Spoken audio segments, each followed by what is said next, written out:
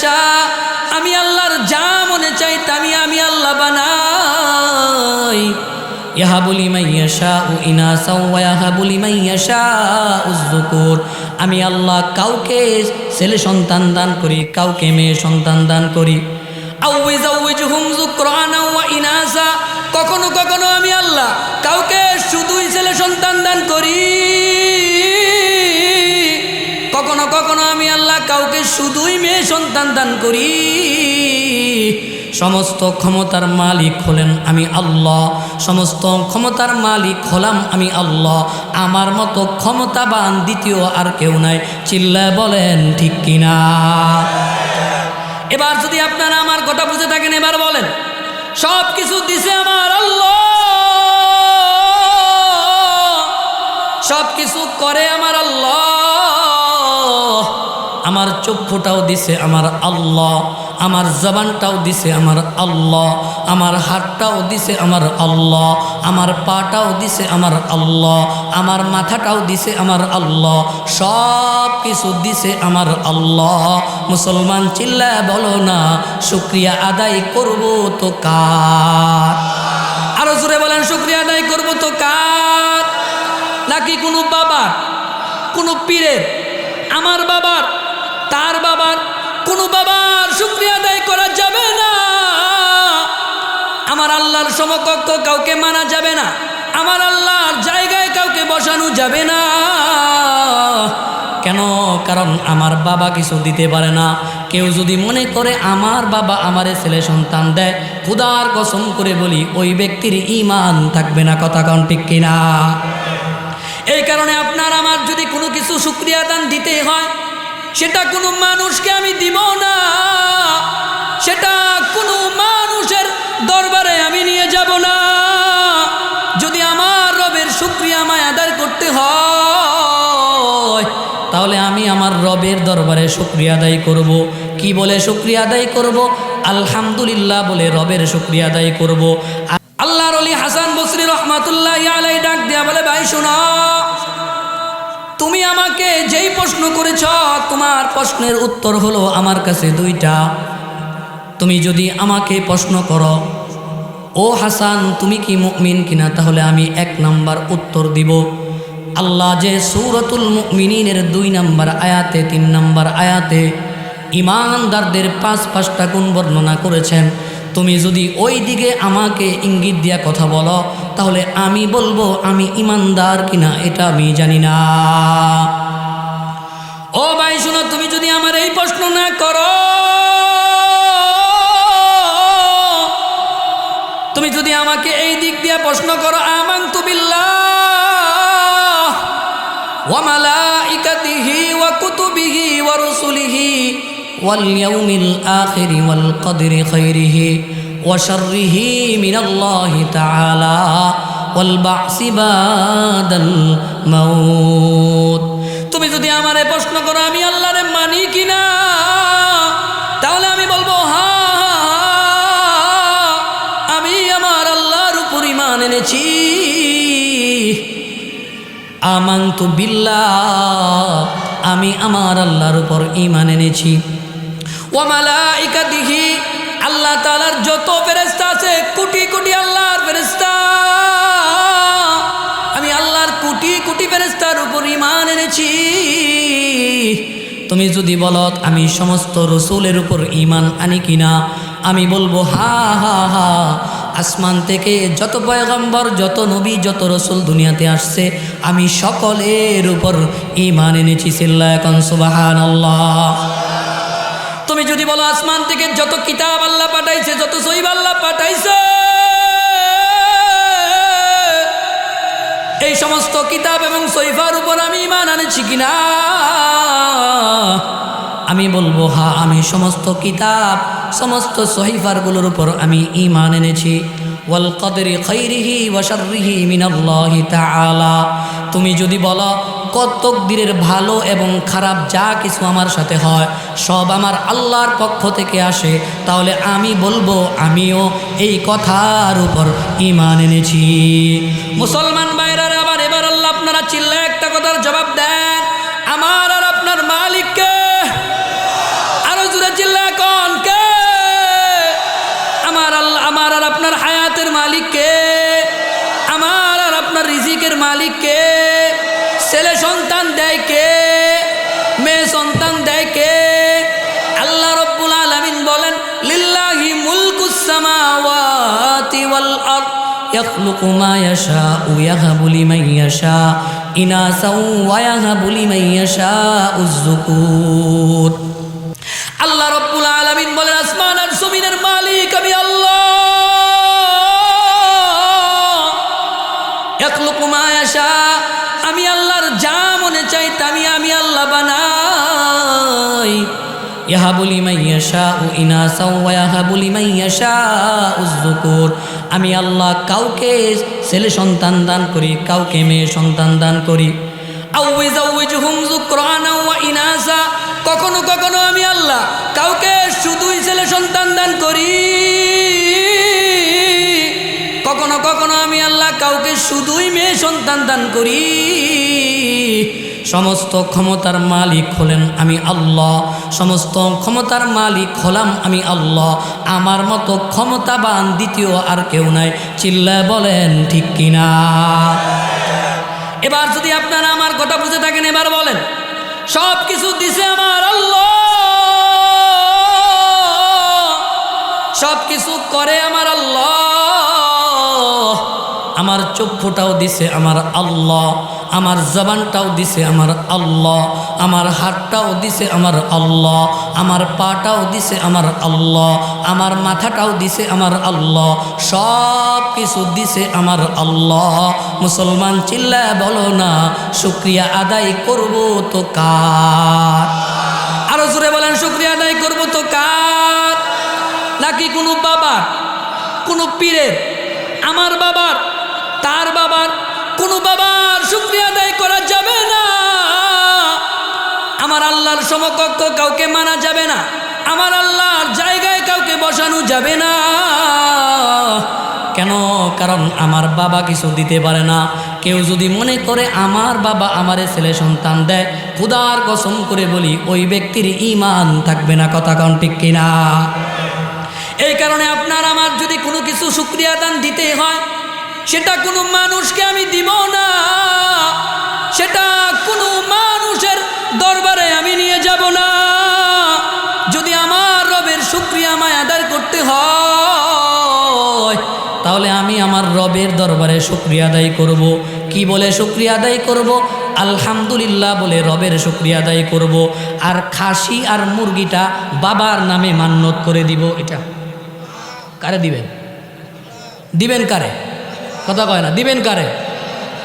কিন্তু আমাদের মতো কিছু মুসলমান, আপনারা আমার কথায় রাগ হবেন না বাবা, বিশ্বাস করেন, আল্লাহর কসম করে বলি, আপনাদেরকে কষ্ট দেওয়ার মতো এমন কোনো কথা আমি বলতে চাই না। কিন্তু আপনার আর আমার উদ্দেশ্য হলো এক, আপনিও চান জান্নাতে যাইতে, আমিও চাও জান্নাতে যাইতে। আপনিও চান সফল হইতে, আমিও চাই সফল হইতে। আল্লাহ তাআলার কাছে, আল্লাহ দরবারে সফল হয়ে যাওয়া। আল্লাহ বলেন, যে ব্যক্তি হাসরের মাঠে সফল হয়ে যাবে, ওয়াসারিউ ইলা মাগফিরাতিম মির রাব্বিকুম ওয়া জান্নাহ, আল্লাহ তাআলা হাসরের ময়দানে যারে মাফ করে জান্নাতে দিয়ে দিবে, ওই ব্যক্তিটাই হলো চিরস্থায়ী সফল। কথা কোন ঠিক কিনা? দুনিয়ার সফলতা তো ক্ষণস্থায়ী। আরে দুনিয়ার সফলতা এটা কোনো সফলতা না। একজন ছাত্র এসএসসিতে ভালো রেজাল্ট করেছে, সে যে ইন্টারমিডিয়েটে গিয়ে ফেল করবে না তার কোনো গ্যারান্টি নাই।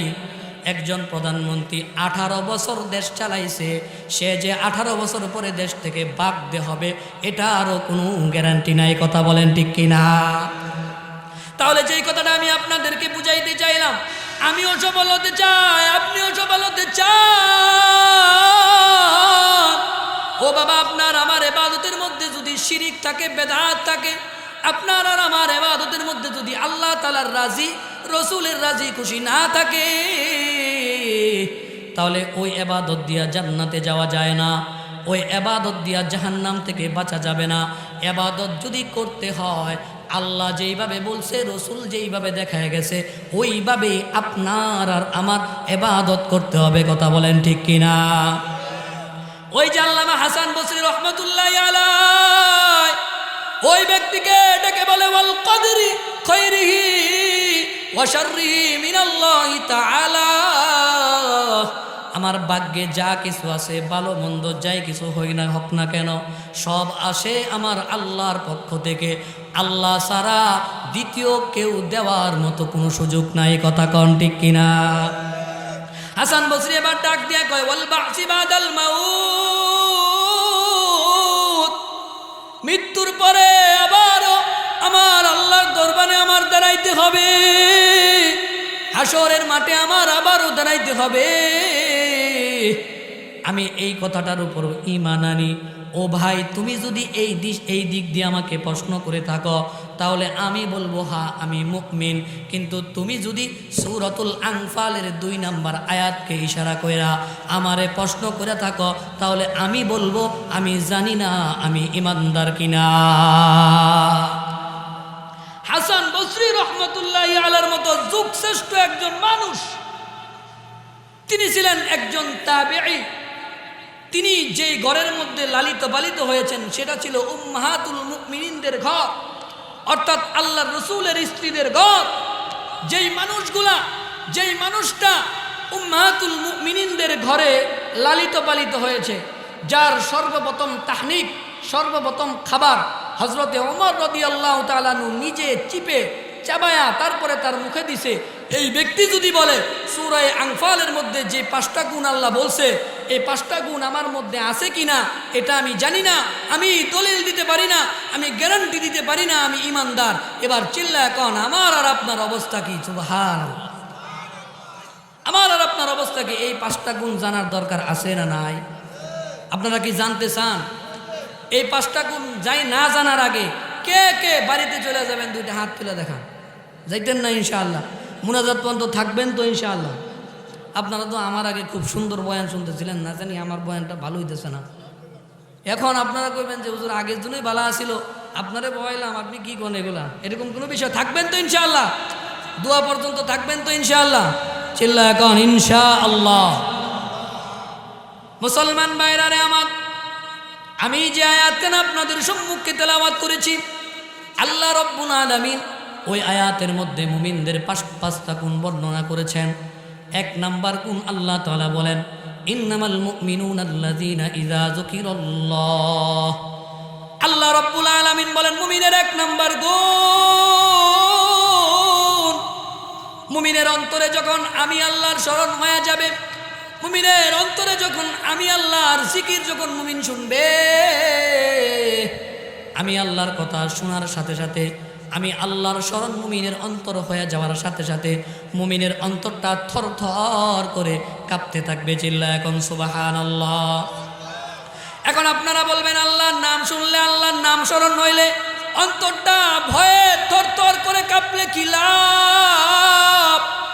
1 নাম্বার লাভ হলো, যেই মানুষটার অন্তরে আল্লাহর ভয় থাকে, আল্লাহর ভয়, ওই মানুষটা কোনোদিন গুনাহ করতে পারে না, ওই মানুষটা কোনোদিন ওজনে কম দিতে পারে না, ওই মানুষটা কোনোদিন মিথ্যা কথা বলতে পারে না, ওই মানুষটা কোনোদিন গীবত করতে পারে না, ওই মানুষটা কোনোদিন মানুষের সমালোচনা করতে পারে না। কথা বলেন ঠিক কিনা? যেই বিচারকের মধ্যে আল্লাহর ভয় থাকবে, যেই রাজার মধ্যে আল্লাহর ভয় থাকবে, ওই বিচারক কোনোদিন 2 নাম্বারই বিচার করতে পারে না। কথা বলেন ঠিক কিনা? আল্লাহর নবীর সাহাবী খলিফাতুল মুসলিমিন আমিরুল মুমিনিন হযরতে ওমর রাদিয়াল্লাহু তাআলা আনহু একদিন ওনার কামরায়, সরকারি কামরার মধ্যে মোমবাতি জ্বালায়া সরকারি কাজ করতেছে। এমন সময় রাসূল করিম সাল্লাল্লাহু আলাইহি ওয়াসাল্লামের জামাতা হযরতে আলী রাদিয়াল্লাহু তাআলা আনহু উমরের দরজায় গিয়া সালাম দিয়ে দিছে। হযরত ওমর ডাক দিয়া কয়, আমিরুল মুমিনিন হযরত ওমর, আপনার সাথে আমার কিছু কথা ছিল, আপনি যদি আমার অনুমতি দেন তাহলে আমার কথাগুলো আমি আপনাকে বলতাম। আমিরুল মুমিনিন ডাক দিয়া কয়, এ আলী, তুমি যেই কথাটা আমার কাছে বলবা, তুমি যেই পরামর্শটা আমার কাছে করতে আসছো, এটা কি রাষ্ট্রীয় কোনো পরামর্শ না তোমার ব্যক্তিগত পরামর্শ? হযরতে আলী ডাক দিয়া কয়, খলিফাতুল মুসলিমিন, এটা রাষ্ট্রীয় কোনো কাজ না, এটা রাষ্ট্রীয় কোনো পরামর্শ না, এটা হলো আমার ব্যক্তিগত পরামর্শ। এই কথা বলার সাথে সাথে আমিরুল মুমিনিন যে মোমবাতিটা জ্বালায়া হিসাব করতেছিলেন, সাথে সাথে একটা ফু দিয়া মোমবাতিটা নিভায়া ফেলছে। সুবহানাল্লাহ। হযরতে আলী রাদিয়াল্লাহু তাআলা আনহু ডাক দেয়া কয়, ও আমিরুল মুমিনিন, আমি কি এমন অপরাধ করলাম, কি এমন ভুল আমি করলাম, না জানি কোন বেয়াদবি আপনার সাথে করে ফেলছি। মেহমান আসলে ঘরের মধ্যে মানুষ বাতি জ্বালায়, আপনার ঘরটা অন্ধকার, মেহমান আসছে, আমি আপনার বাড়িতে মেহমান হয়ে গেলাম, আপনি বাতি জ্বালাইবেন না নিবাইবেন? আল্লাহ, ঘুমায় গেছেন গা, আমারে থুয়ে কি আপনারা ঘুমায় গেছেন গা? বাতি জ্বালাইবেন না নিবাইবেন? অত তোমার করছে কি? নিবাইছে। আলী কয়, মেহমান আসলে বাতি জ্বালাইতে হয়, জ্বালাইতে হয়। আমি কি বেয়াদবি করলাম যে আমি আসার সাথে সাথে আপনি বাতিটা নিভাই দিলেন? হযরতে ওমর চোখ দিয়া জোর জোর করে পানি ছেড়ে বলে, আলী রে, তুমি আসার কারণে আমি বাতিটা নিভাই নাই। তুমি তো জানো আমি হলাম অর্ধ জাহানের প্রেসিডেন্ট, আমি মক্কা মদিনা শাসন করি, আমি দেশটা শাসন করি। তুমি যেই মোমবাতিটা দেখতেছো, এই মোমবাতিটা আমার ব্যক্তিগত টাকা দিয়া কিনা না, এটা রাষ্ট্রীয় টাকা দিয়া কিনা, রাষ্ট্রীয় কাজে ব্যবহার করা যাবে। ও আলী, এখন যদি আমি তোমার সাথে এই মোমবাতি জ্বালায়া, এই মোমবাতির আলো দিয়া ব্যক্তিগত পরামর্শ করি রে আলী, এটা হবে জনগণের আমানতের খেয়ানত। আল্লাহ যদি কিয়ামতের দিন আমারে জিজ্ঞাসা করে, ওমর, তোমারে প্রেসিডেন্ট বানাইছিলাম জনগণের টাকার মোমবাতি কিনা দিয়া, তুমি ব্যক্তিগত পরামর্শ কেন করছো? ওই দিন আল্লাহর দরবারে জবাব দেওয়ার মতো কোনো উত্তর আমার কাছে নাই। চিল্লা এখন সুবহানাল্লাহ। তারাও তো প্রেসিডেন্ট ছিল, তারাও তো নেতা ছিল। আজকে আমার সমাজের নেতাদেরকে খুঁজে পাওয়া যায় ততক্ষণ, নির্বাচন থাকে যতক্ষণ। কথা কয় না মুসলমান? আমার নেতাদেরকে খুঁজে পাওয়া যায় ততক্ষণ, নির্বাচন থাকে যতক্ষণ। আপনি মনে করবেন কোটি টাকার গাড়ি থেকে নেমে যদি আপনারে মুলাকাত করে, আপনার সাথে মুয়ানাকা করে, আপনি বুঝে নিবেন সামনে নির্বাচন।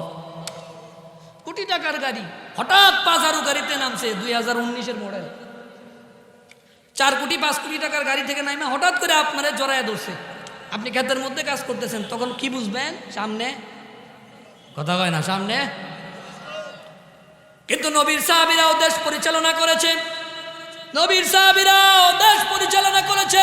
আমিরুল মুমিনিন এমন একজন শাসক, যেই শাসক রাতের বেলা ঘুমাইতেন না, মানুষের দরজার পাশে গিয়া গিয়া মানুষের দরজার সাথে কানটা লাগায়া শুনতেন কোন মানুষটা বিপদে আছে, কোন মানুষটা অসহায়।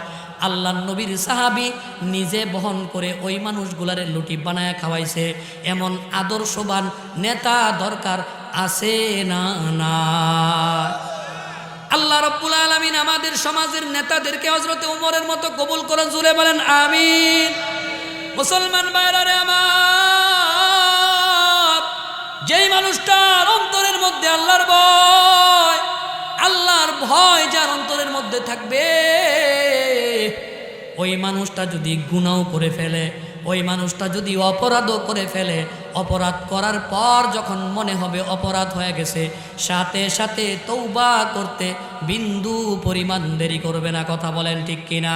আল্লাহর নবীর একজন সাহাবী মুআয ইবনে মালিক রাদিয়াল্লাহু তাআলা আনহু, এই মুআয ইবনে মালিক রাদিয়াল্লাহু তাআলা আনহু আনসার এক সাহাবীর দাসীর সাথে তার দেখা হয়ে গেল। আনসার সাহাবীর দাসীটা বড় সুন্দর ছিল।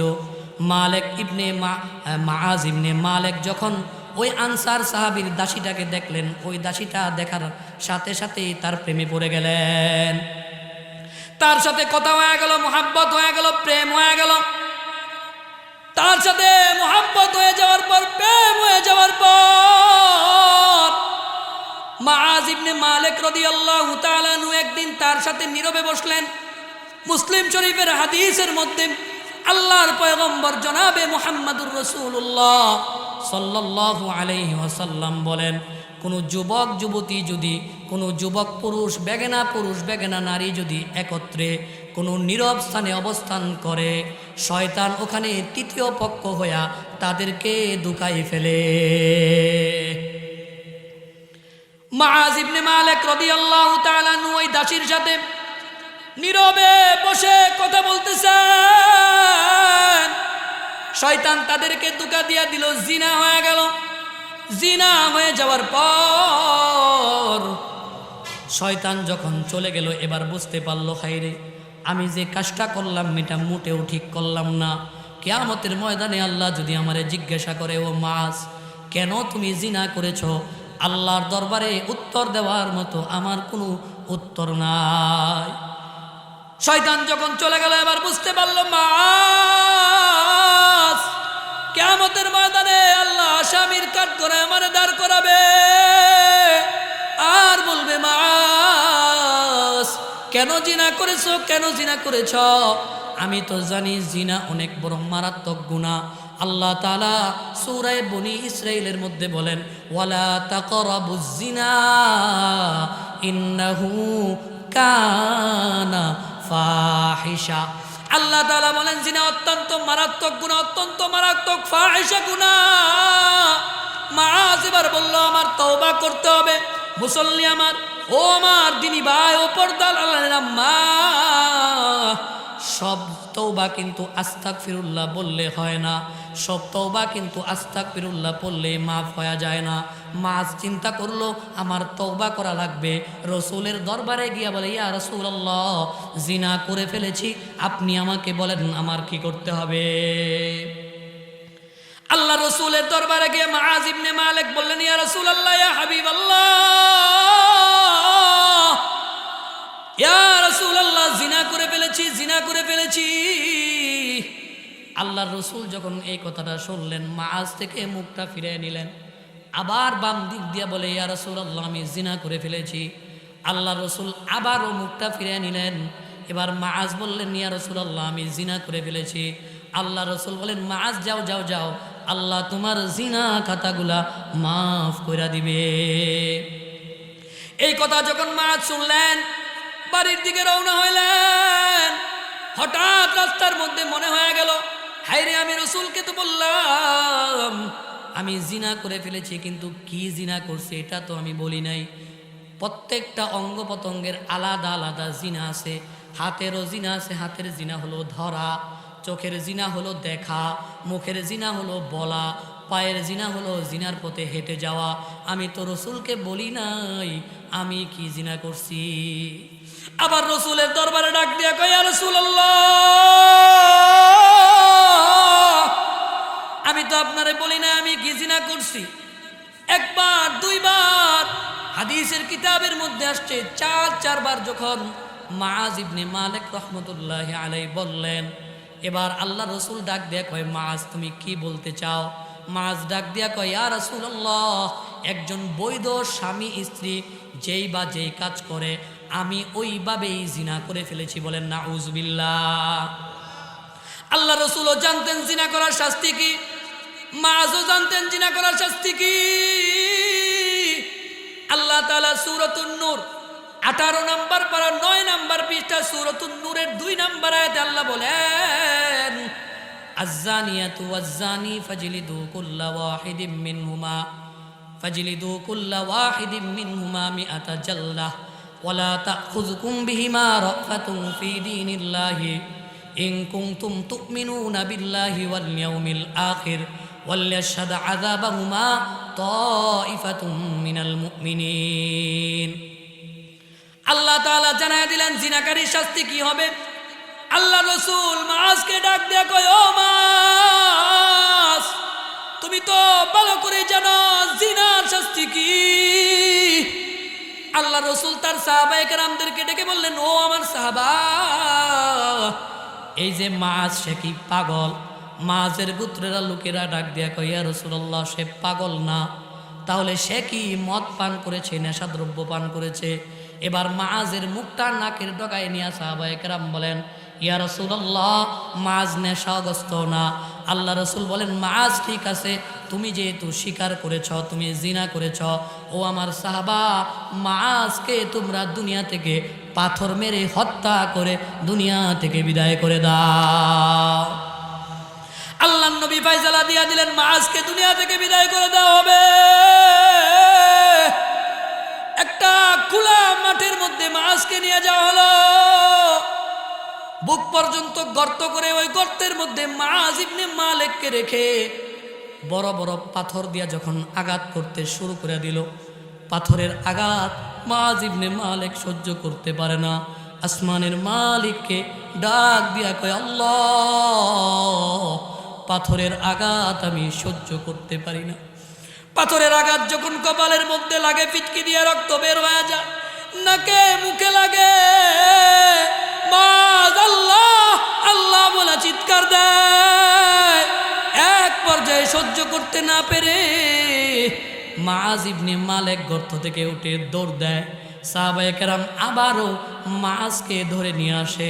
পাথর মারতে মারতে এক পর্যায়ে মাআজ ইবনে মালিক দুনিয়া থেকে বিদায় হয়ে যায়। দুনিয়া থেকে যখন মাআজ ইবনে মালিক বিদায় হয়ে যায়, দাফন কাফন সম্পূর্ণ হয়ে যায়। মাআজ ইবনে মালিকের জানাজায় স্বয়ং রাসূল উপস্থিত হয়ে যায়। মাআজ ইবনে মালিকের জানাজাও সম্পূর্ণ হয়ে যায়। মাআজ ইবনে মালিককে কবরের মধ্যে রাখা হয়।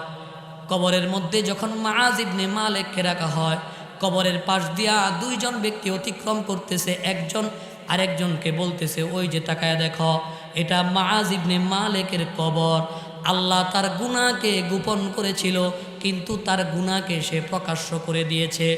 আল্লাহ তাআলা তার গুনাহকে গোপন রাখছে, সে তার গুনাহকে প্রকাশ্য করে দিছে। শুধু গুনাহকে প্রকাশ্য করে নাই তাই নয়, গুনার শাস্তি মৃত্যুদণ্ড নিজের গলায় পড়ে নিয়ে দুনিয়া থেকে বিদায় হয়ে গেছে। ও ভাই শুনো শুনো, মাআজ ইবনে মালিক হলো একজন জিনাকারী দুশ্চরিত্র মানুষ। এই কথাগুলো যখন ওই দুই ব্যক্তি বলতেছিলেন, এই কথাগুলো আল্লাহ রাসূল শুনতেছিলেন। আল্লাহ রাসূল তখন তাদেরকে কিছুই বলেন না। আল্লাহ রাসূল সামনের দিকে অগ্রসর হয়, গিয়ে দেখে একটা মরুভূমি মাঠের মধ্যে একটা গাধা মরে পচে আছে। ওই দুই ব্যক্তিকে ডাক দিয়া বলে, ও দুই ব্যক্তি শুনো, তোমরা কারা যারা মাআজের কবরের সামনে মাআজকে জিনাকারী বলেছ, আমার সামনে তোমরা উপস্থিত হয়ে যাও। আল্লাহ রাসূল যখন তাদেরকে ডাক দিলেন, ওই দুই ব্যক্তি উপস্থিত হয়ে গেল। আল্লাহ রাসূল ডাক দিয়া কয়, ও ব্যক্তি শুনো, এই যে মরা গাধার গোশত তোমরা খাও। ওই দুই ব্যক্তি ডাক দিয়া কয়, ইয়া রাসূলুল্লাহ, ইয়া হাবিবাল্লাহ, মরা গাধার গোশত কেমনে খাবো, এটা তো সহ্য করতে পারবো না। আল্লাহ রাসূল বলেন, কিছুক্ষণ আগে তোমরা তোমাদের ভাই মাআজের গীবত করেছ। গীবত করলে আল্লাহ তাআলা মৃত ভাইয়ের গোশত খাওয়ার সমকক্ষ বলেছেন। আল্লাহ বলেন, ইয়া আইয়ুহাল্লাযীনা আমানু ইজতানিবু কাসীরাম মিনাজ-যন্ন ইন্না বা'দাজ-যন্নি ইসমু ওয়া লা তাজাসসাসু ওয়া লা ইয়াগতাব বা'দুকুম বা'দা আইয়ুহিব্বু আহাদুকুম আইয়াকুলা লাহমা আখিহি মাইতান ফাকারিহতুমু। আল্লাহ রাব্বুল আলামিন বলেন, ও ঈমানদারেরা, তোমরা একে অপরের প্রতি ধারণা করিও না, ধারণা করাটাই হলো গুনাহ। আমাদের সমাজে এমন কিছু মানুষ আছে, শুধু শুধু ধারণা করে। যদি জিজ্ঞাসা করি, ভাই আপনি কার থেকে কথাটা শুনছেন, অমুকে বলছে। এক ব্যক্তির ঘরে কালো সন্তান হয়েছে। কি সন্তান? আপনারা কি আমার প্রতি রাগ করতেছে? বিরক্ত লাগতেছে? আপনাদের বিরক্ত লাগলে এটা আমার জন্য ভালো। কেন? আপনাদের হইল একদিন, আমার হইল ব্যাকদিন। ব্যাকদিন বুঝেন? ময়মনসিংহের মানুষ গেলে ওটা বলে, আপনার তো একদিন ওয়াজ শুনবেন, আমার তো প্রতিদিনই বলতে হয় না। আপনি যদি বলেন যে ভাই আমার ভালো লাগতেছে না, তো এটা আমার জন্য নিয়ামত। আমি বলবো তাদের ভালো লাগে না, 11টাও বাজে, দুয়া দিয়ে বিদায় হয়ে যাব, চলবে না, বন্ধ করে দিব। আচ্ছা, এক ব্যক্তির ঘরে কালো সন্তান হয়েছে। কি সন্তান? এটা বাজারের মধ্যে কথা বলতেছে, এই মুরগের ঘরে কালো সন্তান হয়েছে। এই গ্রাম থেকে আরেক গ্রামে গেছে, বলে কই এত কালা। ওই ঘর থেকে একটা কালা কাউয়া জন্ম হয়েছে। কাকের মতো রং, কালা কাউয়ার মতো জন্ম হয়েছে। আরেক গ্রাম গেছে, রটয় হয়েছে যে ওই ব্যক্তির ঘরে নাকি কাক হয়েছে। আচ্ছা, মূলত হয়েছে কি বলেন? তাকে জিজ্ঞাসা করা হয়, কোত্থেকে শুনছো? তার থেকে শুনছি। কোত্থেকে শুনছো? তার থেকে শুনছি। গিয়া দেখে কাক টাক কিছুই হয় নাই, যে বাচ্চাটা জন্ম হয়েছে তার শরীরের রংটা কালা। এ কারণে আল্লাহ বলেন, গোলাম ইন্না বা'দা জন ইস, যে ধারণা করাটাই হলো গুনাহ, তোমরা একে অপরের প্রতি ধারণা করবা না। আইয়ুহিব্বু আহাদুকুম আইয়াকুলা লাহমা আখিহি মাইতান ফাকারিহতুমু, ও আমার গোলাম, তোমরা কি এটা পছন্দ করো? তোমাদের কাছে কি এই বিষয়টা পছন্দ যে তুমি তোমার মৃত ভাইয়ের গোশত ভক্ষণ করবা? তোমার কাছে যদি এটা পছন্দ না হয়, তাহলে খবরদার খবরদার একে অপরের গীবত করবা না, একে অপরের সমালোচনা করবা না। একে অপরের সমালোচনা করলেই মৃত ভাইয়ের গোশত খাওয়া হয়। জুড়ে বলেন নাউযুবিল্লাহ। আল্লাহর নবী ওই দুই সাহাবীর ডাক দিয়া কয়, ও সাহাবী শুনো, আমার মা যেমন তওবা করেছে এমন তওবা করেছে। আমার মায়ের তওবা যদি আমার গোটা উম্মতদেরকে বিলিয়ে দেওয়া হয়, আল্লাহ এক মাআজ ইবনে মালিকের তওবায় আমার গোটা উম্মতদেরকে, তার গোটা উম্মতের গুনাহ খাতা আল্লাহ মাফ করে দিবে। চিল্লায় এখন সুবহানাল্লাহ। তাহলে এক নাম্বার পয়েন্ট আমি আপনাদেরকে বললাম, ইন্নামাল মুমিনুনা আল্লাযীনা ইযা যুকিরাল্লাহ। আল্লাহ তাআলা বলেন, ঈমানদারের এক নাম্বার গুণ হবে, ঈমানদারের অন্তরে যখন আমি আল্লাহর স্মরণ চলে আসবে, আমি আল্লাহর স্মরণে ঈমানদারের অন্তরটা থরথর করে কাঁপতে থাকবে। আর আমি আল্লাহর স্মরণে যখন ঈমানদারের অন্তরটা থরথর করে কাঁপবে, ওই ঈমানদার কোনোদিন গুনাহ করতে পারবে না। কথা বলেন ঠিক কিনা? দুই নাম্বার গুণ আল্লাহ রব্বুল আলামিন বলেন, আপনি কি আমার আলোচনা বুঝতেছেন তো? এক নাম্বার পয়েন্ট গেল, কয়টা? কোন নাম্বারটা গেল? বলেন কয় নাম্বার গেল? এক নাম্বার। এটা কিন্তু বুঝতেও হবে, মনেও রাখতে হবে, বাসায় গিয়া বাড়িওয়ালির সাথে মুজাকারা করতে হবে। না হয় কি বলবে জানেন, ওয়াজও গেছে, কি বলো তো হুজুরে কয়টা পয়েন্ট বলছে, আপনি যদি অনেক না বলতে পারেন তো এতে শরমা নাই। আপনারা গিয়ে বাড়িতে কি ওয়াজ শুনছেন এটার হিসাব দেন, আর আমি প্রতিদিন বাড়িতে গিয়ে কি ওয়াজ করছি এটার হিসাব দিই। তাহলে হিসাব আপনারা দেওয়া লাগে, আমারও দেওয়া লাগে।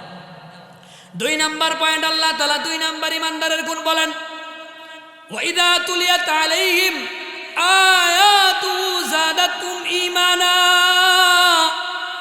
ওয়াইদা তুলিয়াত আলাইহিম আয়াতু যাদাতুম ঈমানা। ঈমানদারের দুই নাম্বার গুণ হলো, ঈমানদার যখন আমার কালামের তেলাওয়াত শুনে, আমার কালামের তাফসির শুনে, আমার কালামের ওয়াজ শুনে, আমার কালামের ব্যাখ্যা শুনে, ঈমানদারের ঈমান শুধু বৃদ্ধি হইতে থাকে। চিল্লায় এখন সুবহানাল্লাহ। তিন নাম্বার ঈমানদারের গুণ হলো, আলা রাব্বিহিম ইয়াতাওয়াক্কালুন। ঈমানদার সর্বাবস্থায় আমি আল্লাহর উপর তাওয়াক্কুল করে, সর্বাবস্থায় আমি আল্লাহর উপর ভরসা করে। আমি আল্লাহর উপর ঈমানদার সব সময় ভরসা করে। ঈমানদার সুখে থাকলেও আমি আল্লাহর উপর ভরসা করে, দুঃখে থাকলেও আমি আল্লাহর উপর ভরসা করে, পেটে খাবার থাকলেও আমি আল্লাহর উপর শুকরিয়া আদায় করে, না থাকলেও আমি আল্লাহর উপর শুকরিয়া আদায় করে।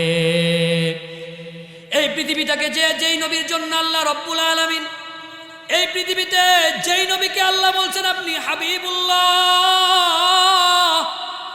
আল্লাহ তাআলা বলেন গোটা যেখানেই আমি আল্লাহর রাজত্ব, যেখানেই আমি আল্লাহর পাওয়ার, সেখানেই আপনি নবী, আপনি রহমাতাল লিল আলামিন। এবার মুসলমান চিল্লায় বলো না, আমার নবী কি কোনোদিন 3 বেলা পেট ভরে খাবার খাইতে পারছে? যেই মানুষটাকে আল্লাহ এত মহাব্বত করতেন, যেই মানুষটাকে আল্লাহ দুনিয়ায় তাকে অবস্থায় মেরাজ করার জন্য আসমানে নিয়ে গেছে, যেই মানুষটাকে, যেই নবীকে বলা হয় সাইয়্যিদুল মুরসালিন, ইমামুল মুরসালিন, খাতামুন নবিয়্যিন, যেই নবীর সম্মানের সাথে অন্য কোনো নবীর কোনো তুলনা হয় না, যেই নবী জান্নাতে প্রবেশ না করলে অন্য নবীরাও জান্নাতে প্রবেশ করতে পারবে না, যেই নবী আল্লাহর দরবারে রিকোয়েস্ট না করলে আল্লাহ বিচার কার্যক্রম পর্যন্ত শুরু করবেন না, খবর লইয়া দেখো ওই নবীর কন্যা হজরতে ফাতেমা একদিন না 2 দিন না 3 দিন পর্যন্ত না খায়া জীবন যাপন করেছে। আল্লাহর নবী হযরতে ফাতেমার ঘরে ডাক দিয়া কয়, ও ফাতেমা, ঘরের মধ্যে আসুনি? ও ফাতেমা, দরজা খুলো। একবার ডাক দেয়, 2বার ডাক দেয়, ফাতেমা দরজা খুলে না। 3বার ডাক দেয়, তবুও দরজা ফাতেমা খুলে না। আল্লাহর নবী ডাক দেয়া কয়, ফাতেমা রে, কেন দরজা খুলো না? ঘরের ভিতর থেকে আওয়াজ আসে, আব্বা, আমি যে আপনার সামনে আসব, যতটুকু সতর ডেকে মেয়ে তার বাবার সামনে যেতে পারে এতটুকু কাপড় আমার কাছে নাই। ও বাবা, আমি আপনার সামনে আসতে পারবো না। আল্লাহর নবী আবার মাথার পাগড়িটা খুলে ফাতেমারে ডাক দেয়া কয়, ও ফাতেমা, নে সতরটা ডেকে নে, সতরটা ডেকে নে। আল্লাহর নবী ডাক দেয়া কয়, ফাতেমা রে, মন খারাপ করিস না, মন খারাপ করিস না। আমি মুহাম্মাদুর রাসূলুল্লাহ যদি আল্লাহর কাছে রিকোয়েস্ট করি, আল্লাহ তুর পাহাড়টাকে সোনায় রূপান্তর করে দিবে। চিল্লায় এখন সুবহানাল্লাহ। ও ফাতেমা, দুনিয়া চাস না? তুই কি দুনিয়া চাস না আখিরাত চাস? যেমন বাবা তেমন তার সন্তান। ডাক দিয়া কয়, বাবা, দুনিয়া চাই না, দুনিয়া চাই না। ও বাবা, আখিরাত চাই, আখিরাত চাই। ওই নবী পেটের মধ্যে পাথর বাঁধছে। ফাতেমাকে ডাক দিয়া কয়, ঘরের মধ্যে খাবারের জন্য কিছু আছে কিনা? ফাতেমা ডাক দিয়া কয়, বাবা, আজকে 3 দিন হয়ে যায় আমার চুলার মধ্যে কোনো আগুন নাই। শুধু আমরা খাই না তা না, আপনার কলিজার টুকরা 2 জন নাতি হাসান আর হুসাইন পর্যন্ত 3 দিন ধরে কিছু খায় না। আল্লাহর নবী বলেন, ভরসা কর, ভরসা কর, ওয়া তাওয়াক্কাল আলাল্লাহ। আল্লাহ এই কারণেই বলেন, ইমানদারের 3 নাম্বার গুণ হবে, যত মুসিবতেই পড়ুক না কেন ইমানদার ভরসা করবে একমাত্র আল্লাহর উপর। চিল্লায় বলো, ইমানদার ভরসা করবে তো কার উপর? মুসলমান চিল্লায় কোন কার উপর? আল্লাহ তাআলা এবার ডাক দিয়া কয়, গোলাম, শুনো শুনো শুনো, ইমানদারের 4 নাম্বার গুণ হবে আল্লাযীনা ইউকিমুনাস সালাহ। ইমানদারের 4 নাম্বার গুণ হবে, ইমানদার নিজেও নামাজ পড়বে, সন্তানগুলোরেও নামাজি বানাবে, সমাজগুলোরেও নামাজি বানাবে। মোট কথা, ইমানদার নামাজ কায়েম করবে। এবার বলো না, আমার সমাজের মুসল্লি কম না বেশি? এটা আসতে কইছেন, আপনারা কি ওই কাতারে বসছেন? কম না বেশি? জুমার নামাজে কথা কয় না, জুমার নামাজে, জুমার নামাজে 1 কাতার পরে 2 কাতার পরে 3 কাতার পরে 1 তলা 2 তলা রাস্তা পরে যায়, গাড়িগুলো বন্ধ হয়ে যায়। এই মুসল্লিগুলা কি আফ্রিকা থেকে আসছে? মনোহরদি থেকে আসছে? 300 ফিট থেকে আসছে? তারাইল থেকে আসছে? কোত্থেকে আসছে? গ্রামেরই। বোঝা গেল এই গ্রামে এতগুলা মানুষের উপর নামাজ ফরজ ছিল, এতগুলা নামাজের মানুষের উপর ফরজ, ফজরের নামাজ ফরজ ছিল, জোহরের নামাজ ফরজ ছিল, আসরের নামাজ ফরজ ছিল, মাগরিবের নামাজ ফরজ ছিল। তারা আসে না, তারা হলো সাপ্তাহিক মুসল্লি। কথা কন ঠিক কিনা? কিছু আছে দৈনিক মুসল্লি, আলহামদুলিল্লাহ, তাও 5 ওয়াক্ত না, সুবিধা মতো আসেনি। সুবিধা কি?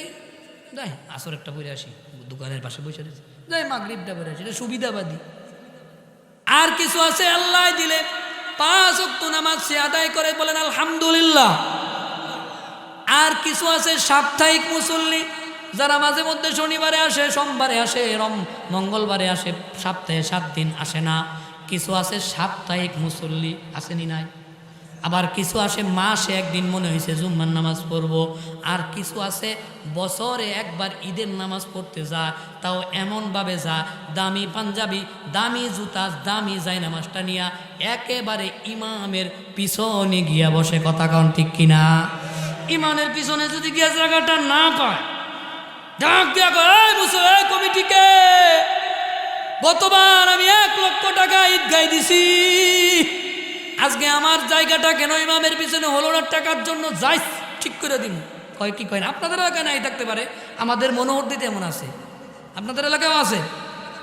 কিছু আছে সাপ্তাহিক মুসল্লি, কিছু আছে মাসিক মুসল্লি, কিছু আছে বাৎসরিক মুসল্লি। কিন্তু আল্লাহ রাব্বুল আলামিন বলেন ঈমানদারের 4 নাম্বার গুণ হবে আল্লাযীনা ইউকিমুনাস সালাহ, ঈমানদার 5 ওয়াক্ত নামাজ সঠিকভাবে আদায় করবে এবং নামাজ কায়েম করবে। ঈমানদারের 5 নাম্বার গুণ হলো ওয়া মিম্মা রাযাকনাহুম ইউনফিকুন। আমি আল্লাহ তাআলা তারে যেই পরিমাণ সম্পত্তি দিছি, আমি যদি তারে 10 লক্ষ টাকা দেই, আমি যদি তারে 1 লক্ষ টাকা দেই, 50,000 টাকা দেই, 1,000 টাকাও যদি দেই, ইমানদারের খাসলত হবে, ইমানদারের গুণ হবে, ইমানদার ওখান থেকে অল্প অল্প কিছু টাকা সে সদকা করে দিবে। আমি আপনাকে এটা বলবো না যে আপনি বাবা 1 লক্ষ টাকার মালিক, আপনি সব দিয়া দেন। সবার দান করতে হবে, সদকা করতে হবে। যে দৈনিক 100 টাকা ইনকাম করে সে চাইলে কি 5 টাকা সদকা করতে পারে না? যে দৈনিক 1 লক্ষ টাকা ইনকাম করে সে কি 10,000 টাকা পারে না? তাহলে কি বোঝা গেল যে আল্লাহ যে পরিমাণে দিছে সেটা অল্প হোক আর বেশি হোক সেটা দিয়ে আমার শরীক থাকতে হবে। কথা বলেন ঠিক কিনা?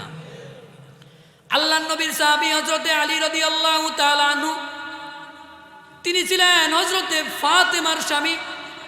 হযরতে ফাতেমা যে ঘরের বউ হইয়া তিনি গেলেন, হযরতে আলী রাদিয়াল্লাহু তাআলা আনহু হাজার হাজার কোটি টাকার মালিক ছিলেন না, শত শত উট উনার ছিল না।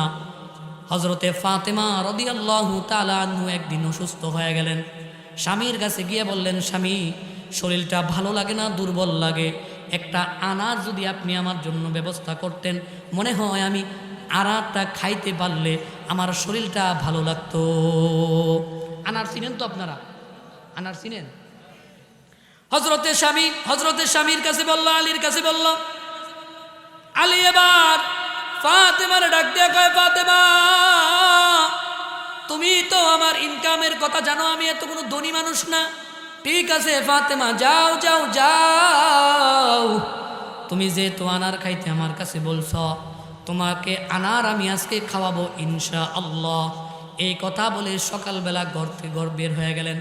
সারাদিন হযরতে আলী কাজ করলেন, বাজারে গিয়া সুন্দর একটা আনার কিনলেন। ওইদিকে একজন ফেরেশতা আরেকজন ফেরেশতার সাথে বলাবলি করতেছে। ওই যে হযরতে আলী স্ত্রীরে কত মোহাব্বত করে, কত ভালোবাসে, সারাদিন কাজ করে স্ত্রীর জন্য একটা আনার কিনছে। আমরা আজকে পরীক্ষা করব হযরতে আলী স্ত্রীরে বেশি ভালোবাসে না আল্লাহরে বেশি ভালোবাসে। ফেরেশতা এবার মানুষের বেশ ধইরা, বুড়া দুর্বল বেশ ধইরা হযরতে আলীর সামনে আইসা দাঁড়ায়, ওকে ডাক দিয়া কয়, আলী শরীরটা বড় দুর্বল, বয়সের কারণে দেখো আমি গুজা হয়ে গেছি। ও আলী, আমার বড় মনে চায় আমি একটু আনার খাবো। আলী, তোমার কাছে কি কোনো আনার আছে নাকি? তুমি আমারে একটু আনার দিবা নাকি? আপনি আর আমি যদি হইতাম তাহলে বলতাম, বেটা বাজারে আমি আমার বউয়ের জন্য আনার কিনছি, তুমি এটা দেখছ মতলব বাস, আনার দেখার পরে তোমার আনার খাইতে মন চাইছে, বাটপার দূর হয়ে যাও, এটা বলতাম কিনা? হযরতে আলী ডাক দেয়া কয়, ও বাবা, আমার কাছে একটা মাত্র আনার, দ্বিতীয় কোনো আনার নাই। আমার ঘরের মধ্যে আমার স্ত্রীটা বড় অসুস্থ, আমি একটা দুর্বল স্বামী, আমি ধনত্ববান স্বামী না।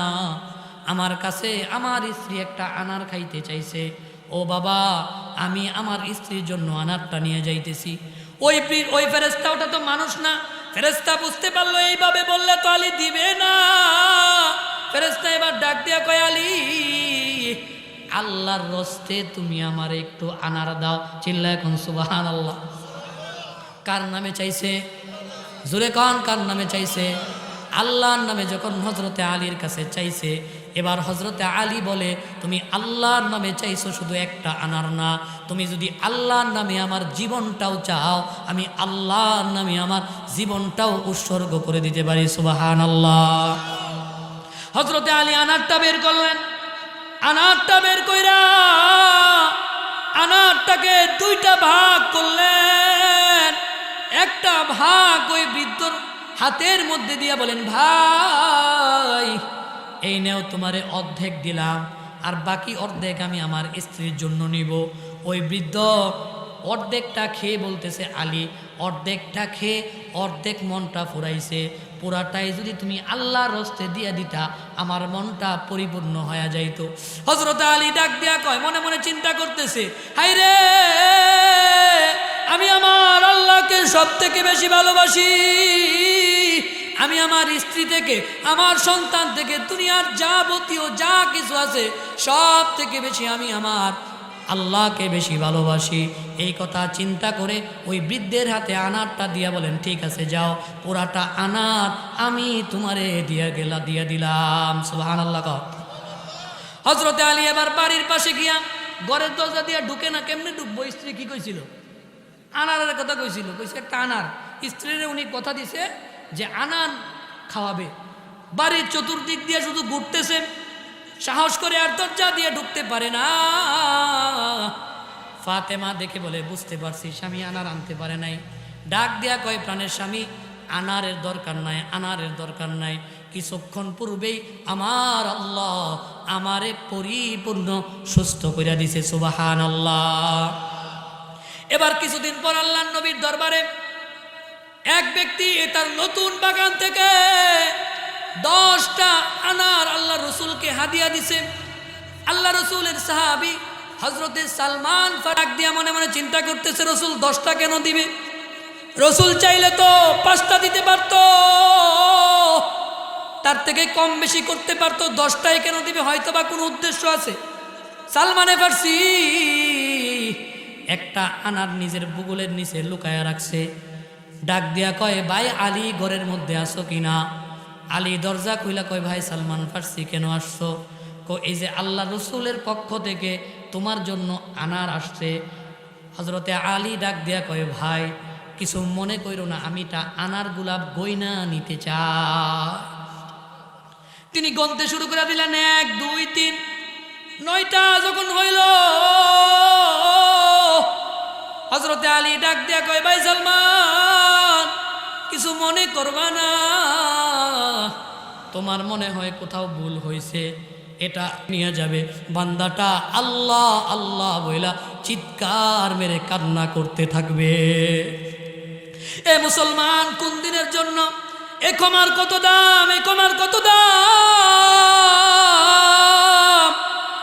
একটা নেকি ওই দিন আপনারা কেউ দিবে না, একটা নেকির জন্য আপনার সাথে কেউ পরিচিত হতে যাবে না।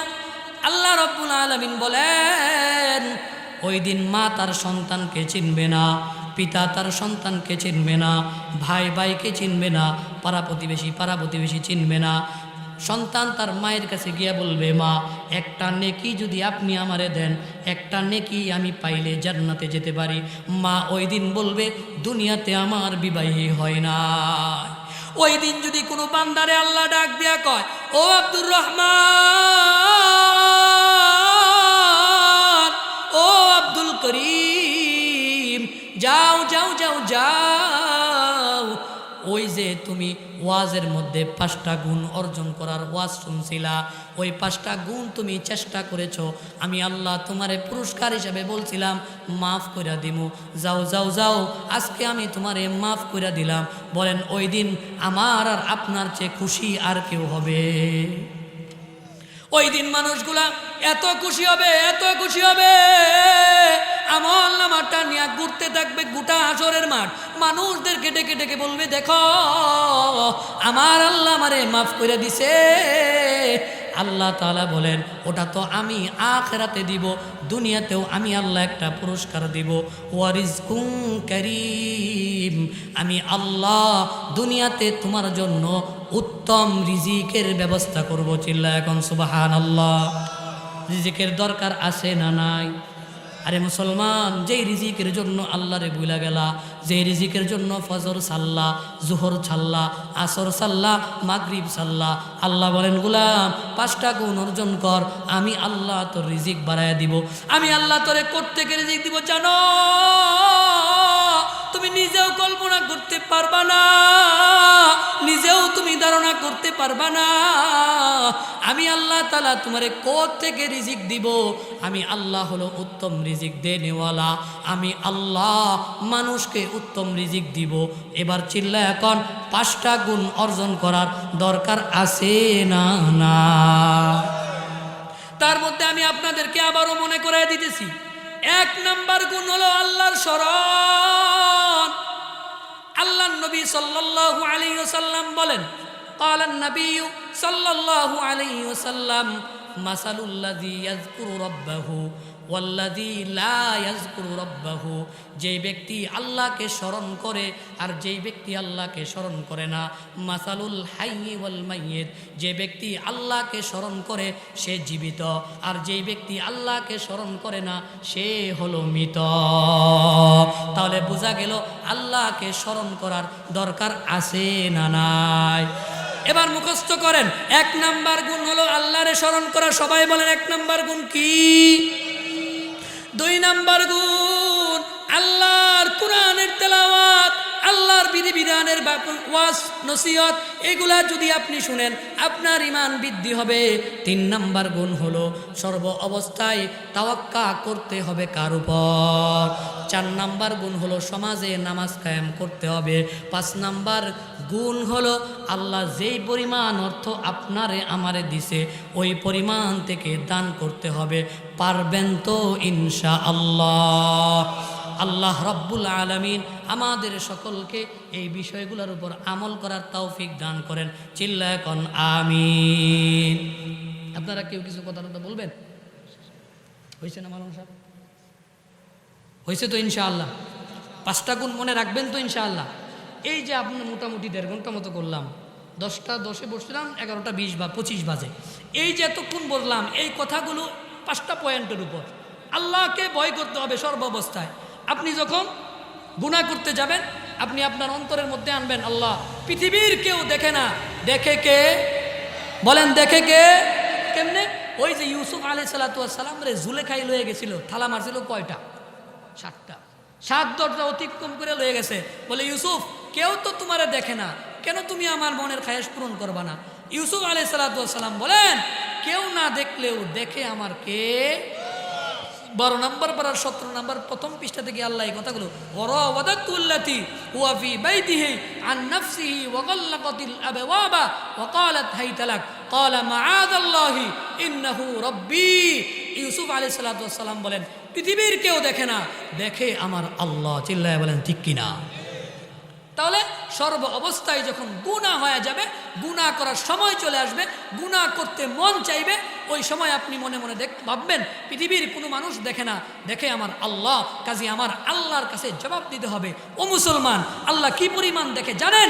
আটলান্টিক মহাসাগর, শত শত মাইল নিচে আটলান্টিক মহাসাগর পানির নিচে যদি আমাবস্যার দিন কালো একটা পিপিলিকা হাঁটাচলা করে, আল্লাহ রব্বুল আলামিন ওই পিপিলিকার হাঁটা চলার আওয়াজ শুনতে পান এবং ওই পিপিলিকাকে স্পষ্ট দেখতে পারেন। সুবহানাল্লাহ। তাহলে বোঝা গেল কি পৃথিবীর কেউ না দেখলেও দেখে কে? এই গুণটা অত্যন্ত দামি। আমি আশা করি কোনো মানুষ যদি জাস্ট এই গুণটা নিজের মধ্যে ফিট করাইতে পারে ওই মানুষটা আর কোনোদিন গুনাহ করতে পারে না। আল্লাহ তাআলা আমাদের সকলকে, আমাদের মা বোনদেরকে, আমাদের সকলকে এই 5টা গুণ অর্জন করার তৌফিক দান করেন। বলেন আমিন। ওয়া আখিরু দাওয়ানা আনিল হামদুলিল্লাহি রাব্বিল আলামিন।